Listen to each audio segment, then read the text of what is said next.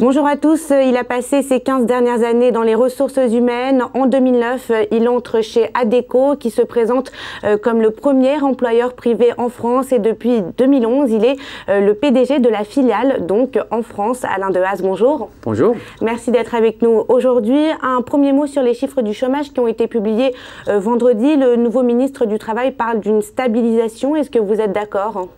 Effectivement, c'est une stabilisation à la fois dans les chiffres et puis nous le voyons au travers de nos activités de travail temporaire. C'est une stabilisation en termes d'activité.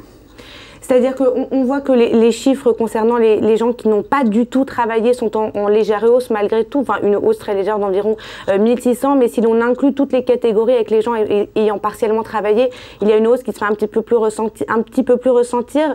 Et le ministre du Travail donc, parle de stabilisation tout en disant qu'il ne faut pas se baser sur des chiffres mois par mois, mais qu'il faut vérifier plutôt les tendances trimestrielles. Et si justement, selon votre analyse sur les dernières tendances trimestrielles, quelle est-elle ?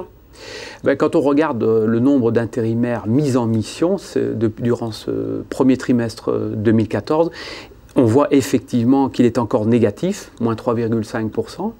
On voit aussi que lors de ces dernières semaines, il y a une certaine stabilisation de l'activité, donc cela ne baisse plus excessivement. Maintenant, on parle de stabilisation parce qu'effectivement, je pense que jusqu'à l'été, ça ne devrait plus bouger. On aura un mois de mai très compliqué avec beaucoup de ponts, donc les entreprises vont engager très peu, et puis viendront les vacances.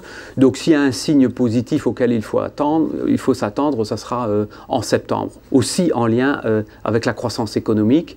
On parle d'une croissance économique de 0,9% pour 2014.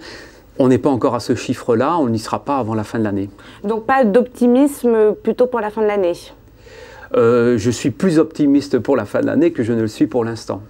François Rebsamen a également souligné que les entreprises devaient faire des efforts en faveur des seniors dont le chômage continue d'augmenter depuis ces 6 dernières années. Qu'est-ce que vous ressentez chez vous, chez Adecco ?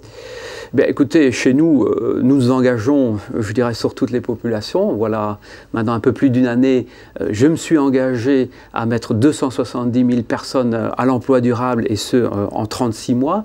Ces 270 000 personnes sont constituées de jeunes, la population la plus touchée malheureusement par cette crise, 100 000 jeunes que l'on veut mettre à l'emploi durable en 36 mois, on y reviendra tout à l'heure, 130 000 intérimaires, et dans ces 130 000 intérimaires, on a des jeunes et des moins jeunes, et puis 40 000 personnes fragilisées par rapport à l'emploi. Et donc un groupe comme le nôtre, on se bat pour toutes les populations, pour l'emploi de toutes les populations. Mais sur les seniors en particulier, quelles difficultés rencontrent-ils sur le marché du travail ? Il y a deux types de difficultés. Il y a ce contrat de génération qui est une excellente chose dans toute une série d'industries, parce qu'il permet de transmettre la connaissance d'un plus senior vers un plus jeune, et donc de mettre des seniors à l'emploi. Par contre, on voit que dans toute une série d'industries, il y a vraiment un changement de technologie qui implique une remise à niveau des seniors par rapport à cette nouvelle technologie. Je pense notamment au digital.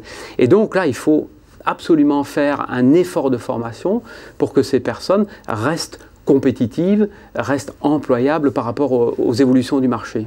Alors vous avez parlé par exemple du contrat de génération, la formation professionnelle. Parmi les récents accords qui ont été signés ces derniers mois, quel est celui qui a retenu votre attention ou pourquoi d'autres est-ce que vous militez ? Écoutez, on attend tout d'abord les 50 décrets qui vont sortir suite à la négociation qui a eu lieu sur la formation. Des bonnes choses qui ont été faites. Nous allons par exemple, l'utiliser beaucoup dans le cadre du lancement du CDI intérimaire, qui est aussi... Des contrats que vous avez déjà signés ? Tout à fait. Voilà maintenant un peu plus d'un mois que le décret d'application sur le CDI intérimaire est passé. On le propose à l'heure actuelle à nos clients. Il y a beaucoup d'intérêt. Nous avons déjà une soixantaine de personnes qui ont eu ce contrat de CDI intérimaire, pour lequel on s'est aussi engagé à former. Donc, excellente chose, notamment aussi par rapport à toutes ces fonctions pénuriques, non pourvues. Et ce contrat CDI intérimaire, mais aussi ce nouvel accord de formation, va nous permettre d'investir dans la formation pour mettre des personnes au travail dans ces fonctions pénuriques. Est-ce que vous pensez que ce CDI intérimaire respecte à la fois, on va dire, la flexibilité nécessaire aux entreprises et puis le fait de préserver l'emploi pour les gens qui sont sur le marché du travail? On a beaucoup dit que c'est un retour à la précarité aussi, ce CDI intérimaire. Est-ce que c'est quelque chose que, évidemment, que sûrement vous dénoncez, mais comment est-ce que vous l'intégrez auprès de vos entreprises et de vos salariés? Absolument. Ce n'est absolument pas un contrat de précarité. Au contraire, c'est un contrat qui offre la flexibilité aux entreprises parce qu'elles vont pouvoir faire appel à nos intérimaires sous contrat CDI pour leur saison. Ces intérimaires vont revenir, je dirais, durant différentes années, donc vraiment très flexible pour l'entreprise. Et d'un autre côté, il offre la sécurité d'un contrat CDI pour nos intérimaires, avec tous les avantages liés à un contrat CDI. Donc c'est vraiment la souplesse pour les entreprises, la sécurité pour les intérimaires. C'est un excellent contrat.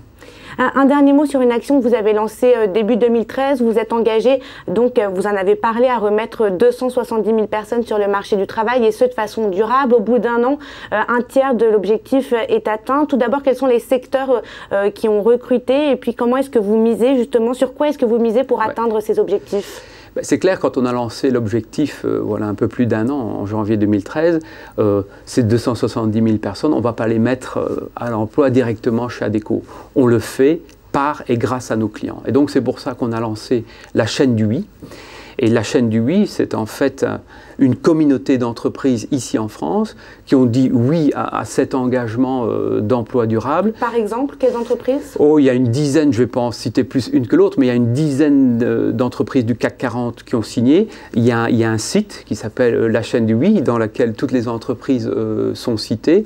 Donc des grandes entreprises, mais aussi des PME locales qui, avec nous, réfléchissent comment créer de l'emploi durable. Et on a déjà quelques beaux cas où, ensemble, avec l'entreprise en question, on a regardé leurs besoins qui aujourd'hui ne pouvaient être satisfaits et avec qui on a développé des solutions en, par exemple, faisant de l'alternance, formation et accompagnement. Qu'est-ce qu'un spécialiste de l'intérim entend par emploi durable? Alors un emploi durable pour nous, c'est soit un CDI classique, soit un CDD de plus de 6 mois. Et on parle aussi souvent des emplois non pourvus en France. Est-ce que c'est un besoin que vous ressentez chez vous? Quels sont par exemple les postes que vous mettez en avant ou les secteurs que vous mettez en avant qui ont du mal à recruter? Absolument. Il y a en France, selon les instituts qui comptent, on a entre 300 et 500 000 fonctions non pourvues, ce qu'on appelle fonctions pénuriques. Et donc là, il y a une pépite pour mettre et créer de l'emploi. Dans quel secteur, par exemple? Hôtellerie, restauration, mais aussi tous les métiers techniques, beaucoup de métiers du bâtiment. Et donc, ce sont notamment des métiers sur lesquels nous allons investir de plus en plus dans la formation afin de créer des personnes qui vont pouvoir remplir ces fonctions pénuriques. Merci beaucoup, Alain Dehaze. Merci. À bientôt.